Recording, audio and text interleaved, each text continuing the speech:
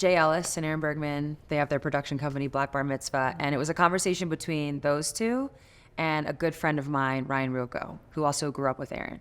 And they went to Ryan. They were like, hey, we know you're good friends with Sue. What do you think?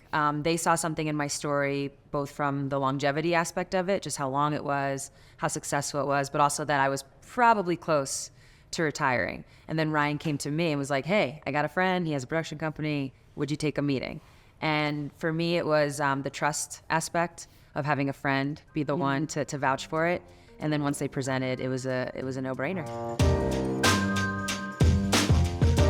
Well, it was interesting as an athlete, and I actually don't know if this is specific to women or not, but it's something about turning 30. I've been getting asked about retirement literally at that point for 10 years. So somebody thinking I might retire was not a new concept for me. I think the difference was I was now 40 years old. I had just turned 40. And it is, that they say you can't beat Father Time. I always joked I was just trying to tie him anyways.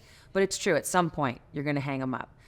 So it wasn't, thank God, it wasn't that my play had declined or that I didn't, I looked 40 out there. I think it was just, okay, she's 40 now. We had just won a championship.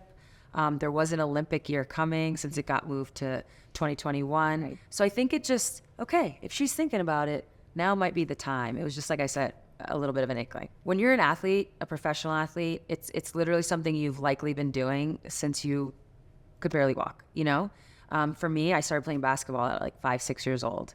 I started joining teams shortly thereafter. So to let go of something that you've been doing your entire life, not only that, when you become a professional athlete, it's also embedded in your identity. So you're not just letting go of a sport, you're letting go of who you are and how people see you.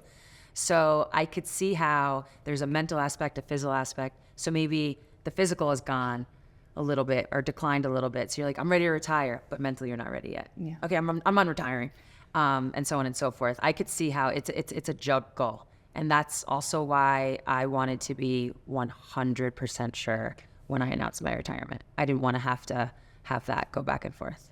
It seems like now I'm thinking about it, almost bringing on board the documentary team could help you almost like keep to your decisions too, and like keep you honest and like and work it out as well in real time. Yeah, we did start in 2021, but I was fairly upfront, like this could be, but it's a big question mark.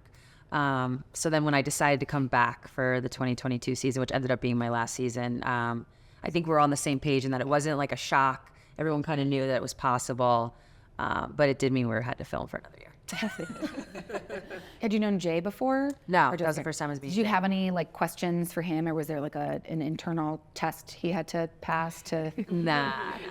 I'm like, I knew who Jay was. Yeah, that's true. I hadn't met him, but I knew he was. Had you seen him play basketball? No, I hadn't. That actually should have been the test.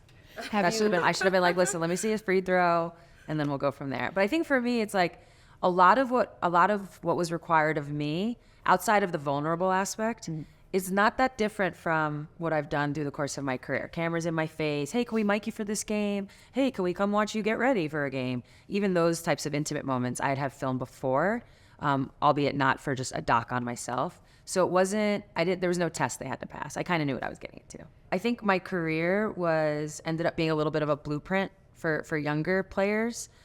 Just because I'm not like the OG generation, like the first, but I'm like right there. And so I was able, I think, to kind of set a standard. Now players will play into their 40s and it'll feel normal, And I think what I'm seeing now and what I'd like to start in 2024 is building a business life similar to my basketball career, in that I can be one of the first retired players to start to use their career as leverage, as a platform to start other businesses while continuing to give back and kind of pave ways for other athletes that are coming behind me.